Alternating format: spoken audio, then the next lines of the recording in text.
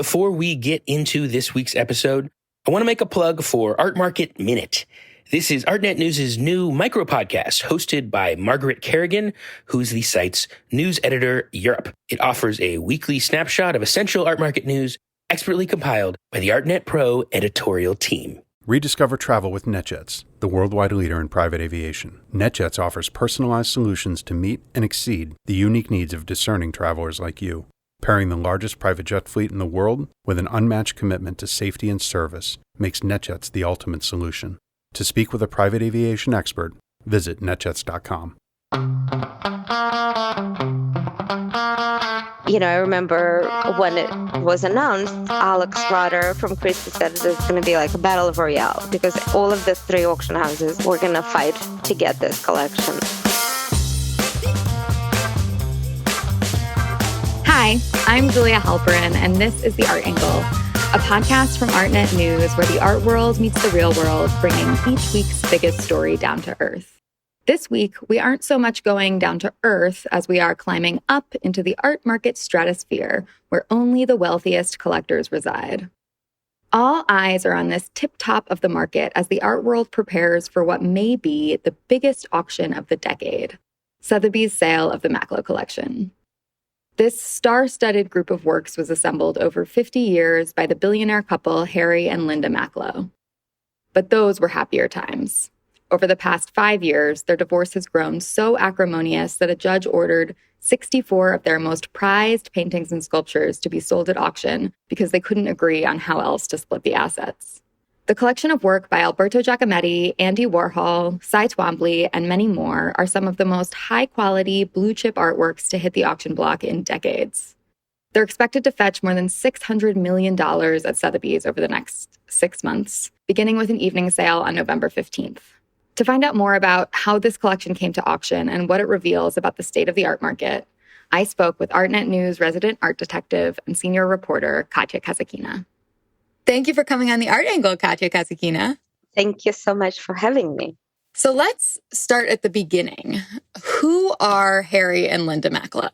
Harry and Linda Macklowe are a very prominent New York couple, very wealthy, who've been collecting art for many decades. More recently, they've been in the news because of their divorce. They've been collecting for about 50 years. She's a trustee of the Metropolitan Museum of Art, the Guggenheim, Guildhall, and the Hamptons. He is a major real estate developer in the city who bought and sold landmark buildings, set huge records. He once owned GM Building, which he bought for a record price of $1.4 billion. So they're just a very prominent Manhattan couple.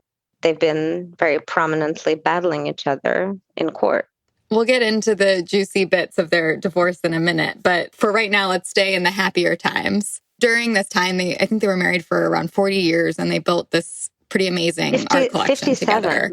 57 years. So tell us a little bit about what they collected and what made it so impressive. What's interesting as I sort of been learning about them over the last few years is that they were one of those early collectors that we've been writing about so much. The generation that really predates and set the stage for everything that we're witnessing in the art market right now. So I think it was obviously a very different art world when they began. They were so young. They got married in their 20s. He was a college dropout. She grew up in the city, going to museums, very sophisticated young person. And that's where the love for the art comes from. And so they weren't particularly wealthy. They were just middle-class Jewish family. They didn't enter this marriage with any great assets, and they really built it, which is quite an incredible success story, and which kind of makes what's happening now is pretty devastating. I spoke with dealers who've known them over the years. They've been going to galleries on weekends. It was their life. And what was interesting is that they did buy things early, many things, not all things, but, they were really early buyers of German artists, like Richter and Polka and Baselit. They were the early supporters of Jeff Koons. They spotted him early on, and Gober as well. And so I think in some ways they were at the vanguard of what contemporary art scene has become. And they knew artists and they knew dealers and they knew other collectors. And it was really kind of part of their social fabric of their life. And so their marriage ended in 2016. And as any dedicated reader of Page Six would know by now, the divorce was not particularly friendly. So tell us a little bit about what happened there. Well, first of all, it was just very public. I'm just reading from Page Six myself. I don't have real insight. Every attempt, by the way, I've made to talk to them or reach them has been unsuccessful. And I tried many different ways. So I don't have any personal insight into their relationship at all. But from what we've all read is that Harry had a mistress and he walked out on her. She filed for divorce. And what's really unique kind of about this case is how public it's been. Every twist and turn was reported in tabloids. And then, after the divorce was settled and Harry remarried, he decided, I guess, to surprise his new wife by posting this 42 by 24-foot billboard on the building where Linda and he used to have an apartment together.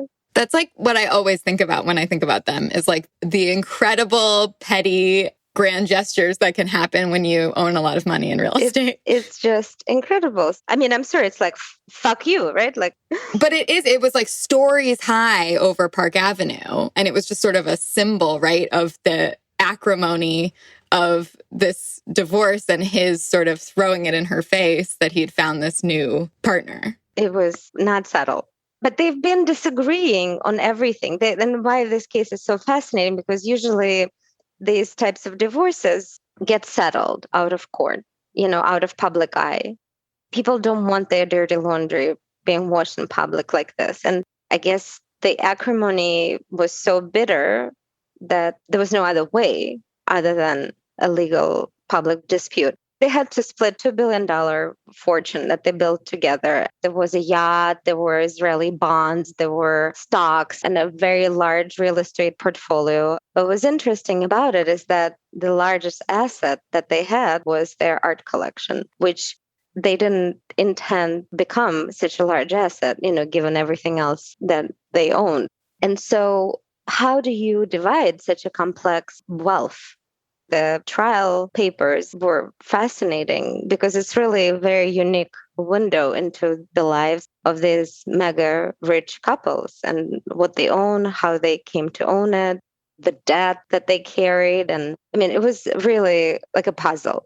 But of course, art is a very emotional asset class. Like every painting, every sculpture has a story of its own, plus how you come to obtain it.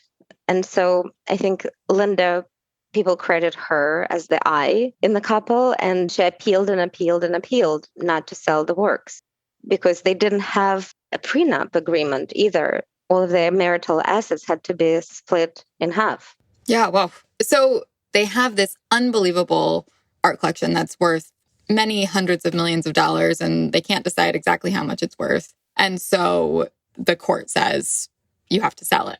So as far as I know, it took a while for them to figure out exactly how to sell it, especially because they couldn't agree on what it was worth. So how did that ultimately get sorted out?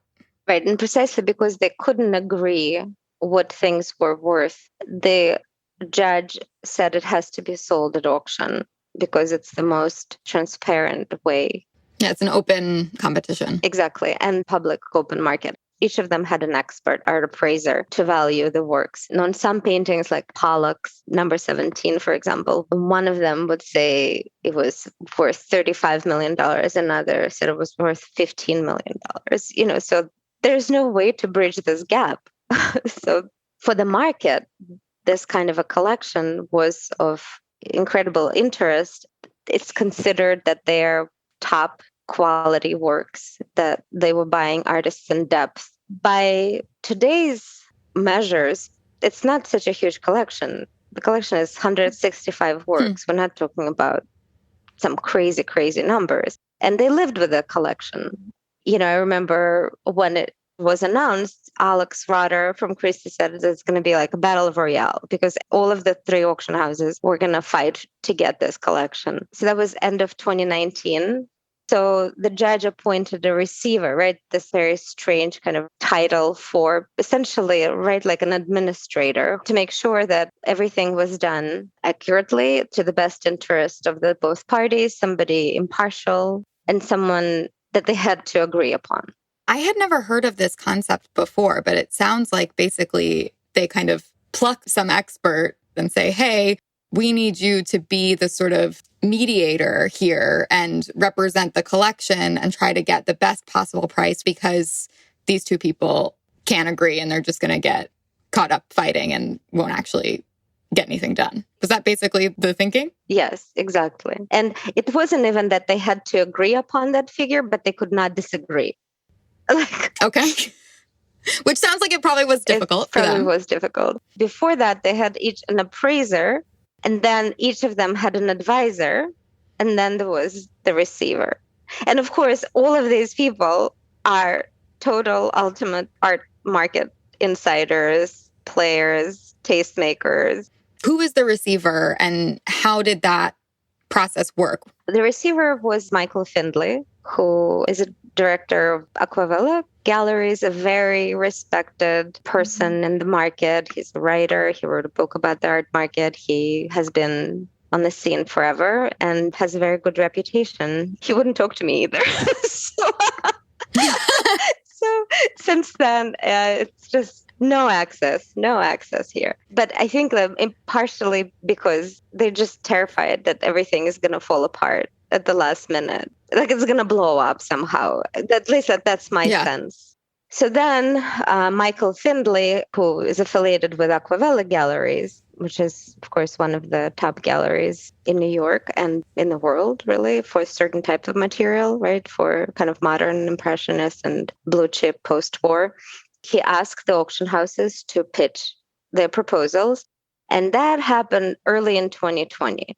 And of course, key to that process was the guarantee, because to have the amount that this warring couple of ex-spouses would accept, and there would be a split and they would get it no matter what happens. It was always an understanding in the market that the guarantee would play a really crucial role to whoever is chosen. The guarantee is basically sort of a bargaining chip that an auction house will put forward and say, you know, no matter what happens on the day of the sale, we're willing to stick our necks out and say, we promise that you will get X amount of money if you sell with us. So you're basically getting kind of insurance.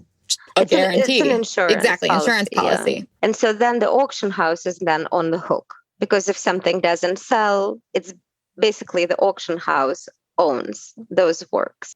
Then it kind of became interesting because the advisors, Linda had Laura Paulson, who was a former executive at Christie's, and Harry hired Tobias Meyer, who was a former executive at Sotheby's. They were advising Linda and Harry and then communicating with Michael, but ultimately it was Michael Findlay who made the decision. But then, of course, what happened after that first initial round of pitches, COVID came. And so basically early in 2020, the understanding was that this collection is going to come up for sale in May of 2020. Because also part of the court order was that not only that they sell this collection, but the court gave them 3 years to sell it. So there is a time limit. And so there was an understanding that the collection will be sold probably starting in May of 2020. But because of the pandemic, it had to be postponed. And then in the meantime, there were appeals and appeals and appeals from Linda. Still trying to keep the collection from going. Yes, very much. So all through 2020. It was interesting. Like at the end of last year, I started hearing like, yeah, this is probably going to happen next year, sometime toward the end of the year. And it seemed so improbable, right? Like at the end of last year to think that this could even happen, you know, because essentially in the beginning, court valued the collection somewhere between 600 something and 700. So it's a massive amount of money. And we really haven't ever seen such values come to the market at one time. And so Michael Findlay put the plans on hold until sometime earlier this year when he decided, okay, the market is strong enough or it's a better time to sell. And so he's looking at these 3 proposals. And you mentioned that the guarantee played a big role, but what else might have factored into the decision to go with Sotheby's? From what I understand, it's the technology. I mean, money was definitely key. And I think that the auction houses, in a way, changed the appetite for risk, changed. Remember, there were some years when Christie's would just offer these crazy guarantees and win a lot of consignments. And Sotheby's was more conservative and they didn't want to go there. They couldn't. They were a public company at the time and they just couldn't do it, and it really put them at a competitive disadvantage. In part, that was one of the reasons why Sotheby's ended up going private. And now things have almost reversed, because now it seems that Sotheby's has a new owner, Patrick Drahi, a billionaire. But Patrick Drahi, as a collector, is a very different stage than Francois Pinault, the owner of Christie's. Pinault has already built his collection, already opened his museums. And Drahi is a relatively newbie. So he has a lot more to prove and potentially to buy. So his appetite for risk seems to be higher at the moment. So Sotheby's offered more money. But Sotheby's also, going back to that technology point, is that when pandemic hit and auction houses had to just pivot online overnight, Sotheby's was in a better shape and they were better prepared. They really did it much faster when all the auction houses started doing these live stream events, which basically turned their auctions from like an audience of maybe 1,000 people right in the room to like tens and tens and tens of thousands of people around the world, right? The numbers bear that out too. They sold more work online than anyone else. Yeah, exactly. And so I think that that technological element also played a big part in that decision.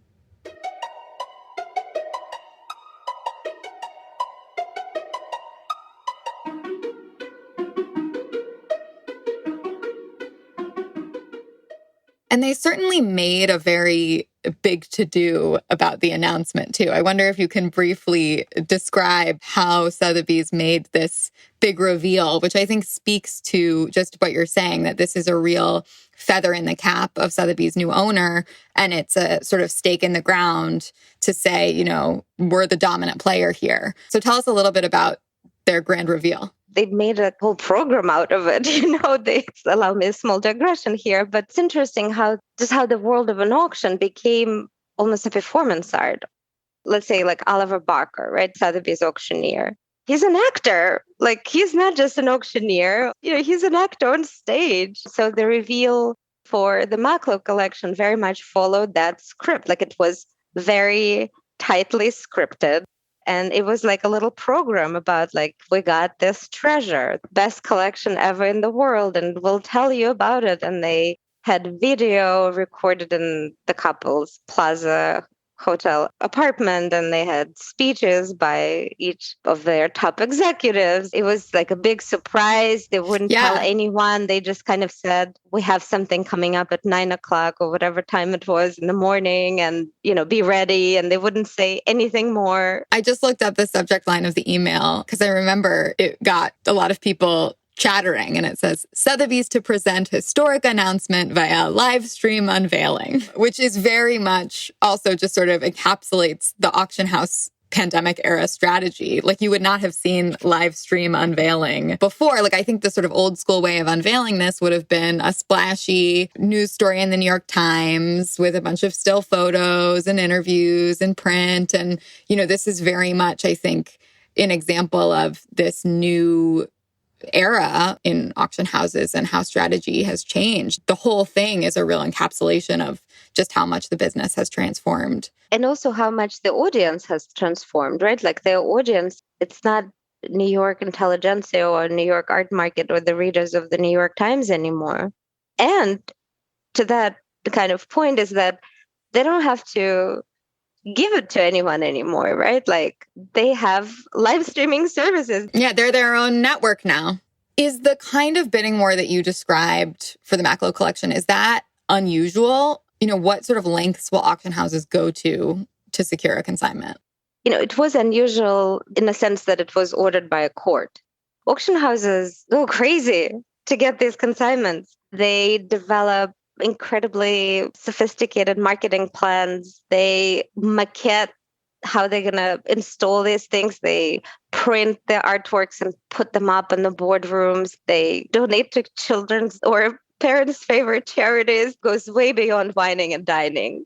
But in this case, I don't think they could quite do that because it was very strict. Yeah, it's interesting because I do think that usually if you're appealing to the collector rather than this court-appointed intermediary, the auction houses really do go for the heartstrings. They really try for this orchestral, we are presenting the story of you. When Christie's won the Rockefeller collection, they created this whole kind of story about the arc of the family. And they, as you mentioned, made a donation to one of David Rockefeller's children's favorite ocean preservation charities. They really, I think, go for the emotion. And so it's interesting that in this case, it was much more kind of brass tacks business because it was through the court rather than appealing directly to the collectors. Agree.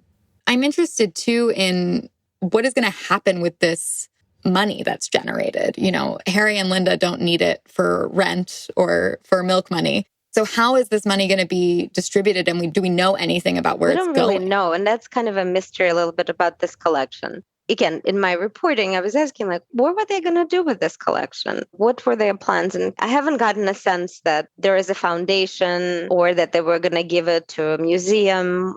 Sotheby says it wasn't destined for auction, but they don't really know what it was destined for.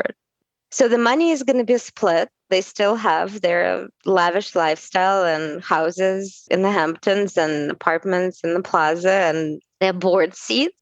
I spoke to some lawyers that specialize in divorces, and they said that a lot of times, as a result of a divorce, what could be very painful, aside from emotional component, is that people could lose their status.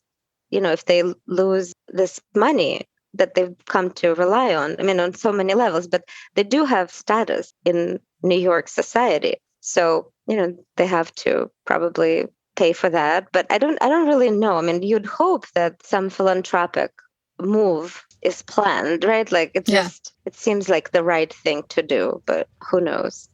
There's this adage in the art market that there are 3 factors that motivate people to sell: the 3 Ds, death, debt, and divorce. And you have written before about how that third factor, divorce, has become very influential over the past year because couples who have had to spend 18 months locked in the same house are now realizing that maybe they shouldn't be together and they're splitting up. So there's this pandemic divorce boom. And so I'm wondering, are there other art world divorces happening that might result in major works hitting the auction block? So it's true, divorce is a major sort of a conduit of art to auction. But what's interesting, and when I was reporting the story about divorces in art, I realized that a lot of these divorces are very quiet. It's not like they announced this is a property of divorce of Johnson and Johnson. It's really just a quiet. You don't know where the work is coming from. We've seen some of these recently. Sue Gross, for example, she sold a Picasso portrait of Marie-Therese Walter. Remember a few years ago, it was like a $35 million painting at Sotheby's. In September, billionaire John Paulson surprised his wife of 21 years with the divorce. We know that he's a collector of modern and sort of impressionist art. Steve Ross, the Related chairman, is in the middle of a divorce, and that's contemporary post-war art collection as well. And of course, Bill and Melinda Gates, the biggest divorce of them all, right? Big one. Again, what lawyers point out is that it's really unlikely. We're not going to have the same situation as the Macklowes, where their assets would be literally delineated one after another. A yacht, that Rothko, this Picasso, it's so unusual. And so most likely people like the Gates, they've already agreed by the time they announce their divorce, what they're going to do with their assets, which foundations, which trusts, and all that stuff. So don't foresee necessarily we're going to know exactly. But, if Codas Lester is going to come to market, we'll know it's probably theirs, right? And that is the Leonardo da Vinci, what is it, like a book? The Codex Leicester is a notebook, a collection of Leonardo da Vinci's scientific writing. That is super valuable that Bill Gates bought for many millions. So shifting gears a little bit, we've talked about how Harry and Linda were these really forward-thinking, kind of cutting-edge collectors at the time, buying in the 70s and 80s work by artists like Sigmar Polke and Gerhard Richter and Koons that were really at the vanguard of contemporary art. But they're selling it at a time when tastes have also changed. And it's a new generation of collectors who are perhaps more interested in collecting work of artists from their generation, artists in their 30s, 40s, and 50s, people who are interested in identifying artists who have been overlooked by history rather than artists like those in the Macklowe collection who have been really celebrated by history already. Is there a sense of how this change in taste might affect the prospects of the collection? Yeah, that's the big question about it right now, and really a fascinating one, because the collection, on the one hand, was billed as the greatest coming, right? But it does not reflect today's taste necessarily. And on top of that, most of the works have been off the market for decades. They haven't been exhibited, they haven't been sold, traded, or anything like that. So it's new to the market. But because the divorce has been so public and it's been dragging on for so long, like the question is it already priced into the market, right? Has it been overexposed? Just the fact that we all know that it was coming. I'm sure everybody who needed to see it has seen it. And so it doesn't have that allure of the new that might make people really fiercely compete over something. Exactly. But the other line of thinking is that, and this is of course why Sotheby is promoting it as a historic collection, is that these works have been off the market for decades and that they are A+ works, that they are masterpieces at every level. And so as such, there really isn't an opportunity to buy something like that. The work that actually has the highest estimate in the collection is a Rothko painting from 1951, and it's estimated at $70 to $90 million.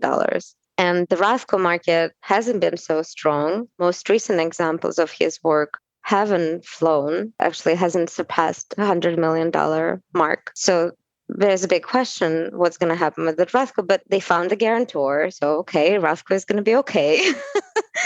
Someone's willing to put up the money up front. I'm sure Sotheby's is trying to, and we don't know that yet, but I'm sure what they're doing right now is trying to sell off as much as they can, just not to carry that huge risk. And so that's a process where before the auction, in order to get the consignment, Sotheby's will say, we promise you a certain number of, let's say, $500 million. And then in the run up to the sale, they're trying to farm out that risk and find collectors who will basically agree in advance to buy an artwork at a set price. And so if you see that a work like the Rothko has a third-party guarantor, what that means is that Sotheby's found someone to say, yes, I'll pledge $60 million on this. And if it goes for more than $60 million, if someone else wants it, then Sotheby's, you and I will split the upside. So it just sort of shows just how much financial wizardry is happening up in the run-up to the sale, where they're really trying to put forth maximum risk in order to get what they want. And then as the clock runs out, farm out as much of that risk and get rid of it as much as they can. Right. And they know exactly the interest they're getting in these works right now. And I think that that's the calculus they have to do. So you mentioned the Rothko. Can you pick two other works from the collection that are coming up for sale that you are going to be watching really closely? Yes. There's a Giacometti sculpture, which is really extraordinary. It's called Lunez. It's this bronze head with a very, very long nose, and it's kind of suspended in this cage-like structure. And it's very haunting post-World War II work that is really very, very striking and very rare. And so it's estimated $60 to $80 million, and I hope it sells for like 200. Are you prepared to raise your paddle? You're going to... Raising my finger. My index finger. And then, so there is also very unusual work, and it's a painting by Twombly. It's one of his later paintings, and it's this massive canvas, 18 feet wide.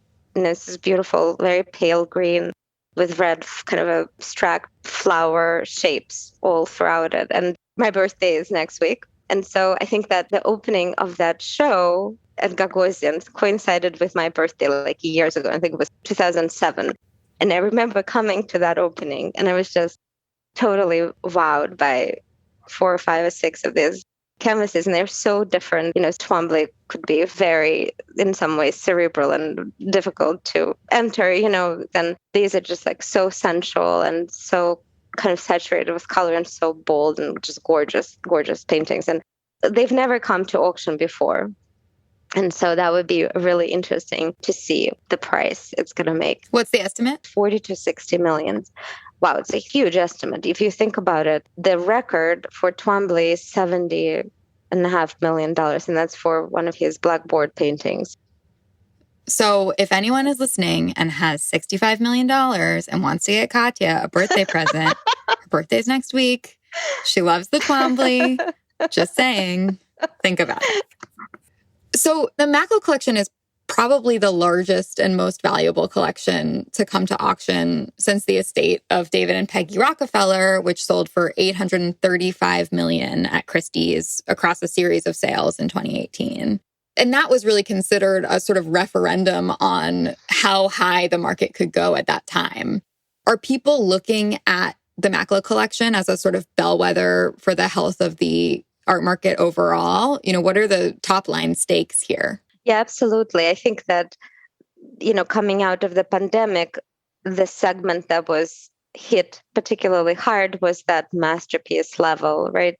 People were very squeamish. Nobody wanted to consign these works. People weren't in dire straits. I mean, the mega rich were getting mega richer, so they didn't really have a need to say, except for a couple of exceptions. In a sense, the top tier of the art market has shrunk more than any other segment. So in that sense, because all these works are really part of that top tier in whatever group they are, I think that there will be a referendum on where the market is. And potentially, we could be entering a different market altogether, right?